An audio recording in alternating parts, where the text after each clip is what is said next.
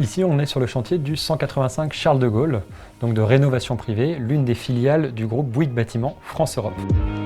Cette opération, elle s'inscrit dans le cadre de la démarche chantier zéro déchet ultime. Zéro déchet ultime, ça veut dire valoriser à 100%, en tout cas tendre vers une valorisation à 100% de nos déchets et éviter le déchet dit ultime, celui qu'on va enfouir.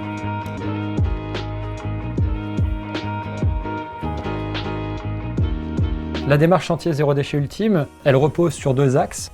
L'amont, c'est-à-dire qu'en fait là on est dans une logique de prévention, on diminue la quantité de déchets qui peut arriver sur le chantier. Et puis l'aval, assurer que tous les déchets qui sont sur le chantier seront valorisés au maximum de leurs possibilités. Donc tout l'enjeu, ça va être justement de gérer les contraintes notamment spatiales. Nous n'avons pas la possibilité de mettre énormément de bennes sur l'emprise, donc on a raisonné avec une mini déchetterie qui va nous permettre de trier des volumes plus petits de déchets qui seront ensuite évacués. Aujourd'hui, tout est trié, c'est-à-dire que nos compagnons mettent dans une benne auto-vide tous les déchets qu'ils trouvent.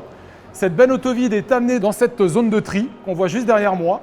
Et là, Rachidi, notre homme vert, vient trier et mettre dans la bonne alcôve chaque typologie de déchets.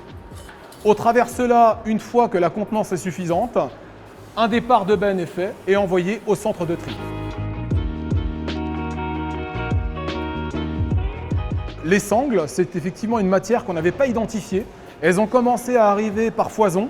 Et là, en réunion, donc entre les équipes de Suez et notre responsable environnemental chantier, on s'est dit mais qu'est-ce qu'on va en faire de ces sangles ?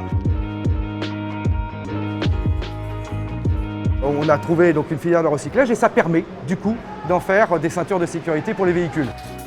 Il y a plusieurs chiffres qu'on pourrait donner, mais il y en a un qui est très marquant effectivement et qui est l'objectif sur ce chantier, qui est la progression constante du taux de valorisation qui aujourd'hui dépasse les 96%.